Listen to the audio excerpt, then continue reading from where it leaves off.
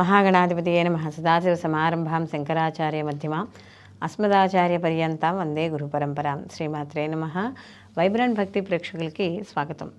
June 2024 సంవత్సరం సంబంధించి మాస ఫలితాలు తెలుసుకుందాం. ముందుగా ద్వాదశ రాశుల వారికి శుభాశుభ ఫలితాలు ఏ విధంగా ఉంటాయి అని తెలుసుకోబోయే ముందర ఈ మాసంలో అసలు గ్రహాల యొక్క సంచారం ఏ విధంగా ఉంటుంది అనేది తెలుసుకుందాం. ఈ మాసం మనకి రవి జూన్ 15వ తేదీన మిథునంలోకి ప్రవేశించడం అనేది జరుగుతోంది.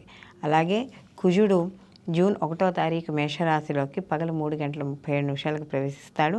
అలాగే బుధుడు కూడా జూన్ 14వ తారీఖున మిథున రాశిలోకి ప్రవేశించడం అనేది జరుగుతుంది. అలాగే గురువు మనకి ఈ మాసం అంతా కూడా వృషభ రాశిలో సంచారం చేయడం, అలాగే శని భగవానుడు కూడా మనకి కుంభరాశిలో సంచారం చేయడం, మనకి ఈ మాసాంతం తర్వాత అయిన శని భగవానుడు వక్రగతిని పట్టడం అనేది జరుగుతుంది.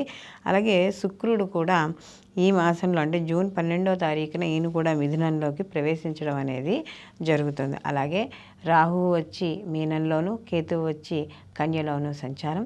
చంద్రుడు ఈ మాసమంతా కూడా ఉత్తరాభద్ర నక్షత్రం నుండి మొదలుకొని మళ్ళీ మాసాంతానికి రేవతి నక్షత్రం వరకు ఈయన సంచారం చేయడం అనేది జరుగుతుంది. కాబట్టి ఈ నవగ్రహ సంచారాలను అనుసరించి ద్వాదశ రాశుల వారికి ఏ విధంగా ఉంది, వాళ్ళు ఎటువంటి పరిహారాలు చేసుకుంటే వాళ్ళకి అనుకూలంగా ఉంటుంది అనే విషయాన్ని తెలుసుకుందాం. మీనరాశిలోకి పూర్వభద్ర 4వ పాదము, ఉత్తరాభద్ర 1, 2, 3, 4 పాదాలు, రేవతి 1, 2, 3, 4 పాదాలు మనకి మీనరాశిలోకి వస్తాయి. మీనరాశికి రాశ్యాధిపతి వచ్చి గురువు.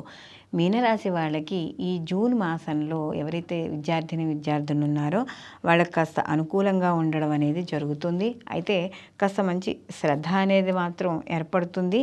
కానీ ఏంటంటే మధ్యలో మీరు ఏదైతే మీ అంతటా మీరు సొంతంగా చదువుకోవాలనుకుంటున్నారో, ఏదైనా ఒక వర్క్ని మీరు ఒక ప్రణాళికాబద్ధంగా వేసుకున్నారో ఇవన్నీ మాత్రం ఎదర వాళ్ళ గురించి మార్చుకోకండి. మీరు ఏవైతే ఎలా చదువుకోవాలనుకుంటున్నారో మీ రీతిలో మీరు చదువుకుంటూ వెళ్ళడం ద్వారా మంచి ఉత్తీర్ణత సాధించడం అనేది జరుగుతుంది. అలాగే విద్యార్థులు దూర విద్య, విదేశీ విద్య కోసం ప్రయత్నించే వాళ్ళకి చిన్న ఆటంకాలు ఏర్పడినా కూడా వీళ్ళకి అనుకూలంగా ఉంటుంది. అయితే మధ్యలో కొంత శ్రద్ధ అనేది తగ్గుతుంది. కాబట్టి ఆ శ్రద్ధను మాత్రం కాస్త ఉంచుకోవాలి. ఆరోగ్య విషయాల్లో కాస్త జాగ్రత్త వహించుకుంటూ ఉండాలి. ఆల్రెడీ మీనరాశిలో ఎవరైనా ఉన్నవారికి దీర్ఘకాలిక వ్యాధులు ఉంటే వాళ్ళు మాత్రం కాస్త జాగ్రత్త వహించుకుంటూ ఉండడం అనేది మంచిది.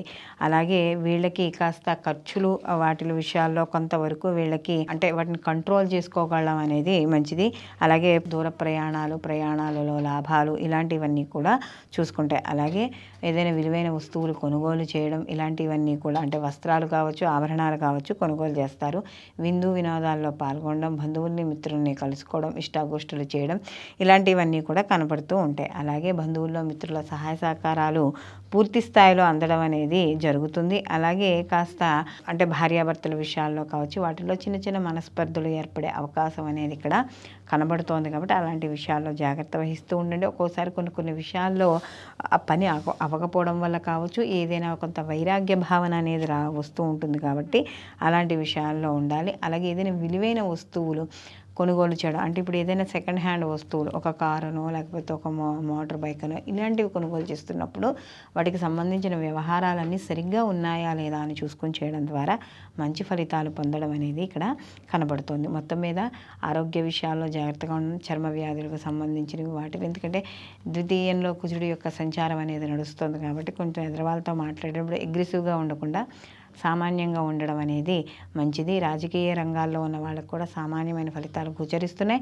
అలాగే సినీ కళా రంగాల్లో ఈ జర్నలిజం వీటిల్లో ఉన్న వాళ్ళు కూడా కాస్త మధ్యలో వాళ్ళు చేసే పని మీద శ్రద్ధ ఉండాలి తప్ప ప్రతిదానికి కూడా కోపానికో పోట్లాటలకో లేకపోతే ఏదో రాద్ధాంతం చేసుకోవడం ద్వారా కొంత మీకంటూ మీ వాల్యూ తగ్గడం అనేది ఇక్కడ కనపడుతూ ఉంటుంది. మొత్తం మీద ఈ రాశిలో ఉన్న వాళ్ళందరూ కూడా కొద్దిగా కష్టపడడం అనేది నేర్చుకుంటే మాత్రం మంచి సత్ఫలితాలు పొందడం అనేది జరుగుతుంది. వీళ్ళు మరిన్ని మంచి ఫలితాలు పొందడానికి ప్రతిరోజు కూడా హనుమాన్ చాలీస పారాయణ చేసుకుంటూ ఉండడం, మంగళవారాలు శనివారాలు నియమాలు పాటిస్తూ ఉండడం, అలాగే ఏదైనా ముఖ్యమైన పనుల మీద కావచ్చు లేకపోతే ఆఫీసులకి కాలేజీకి వెళ్ళేటప్పుడు సింధూరాన్ని ధరించి వెళ్ళడం ద్వారా మరిన్ని మంచి ఫలితాలు పొందడం అనేది జరుగుతుంది. సర్వేజన సుఖినో భవంతు, లోకా సంస్థ సుఖినో భవంతు.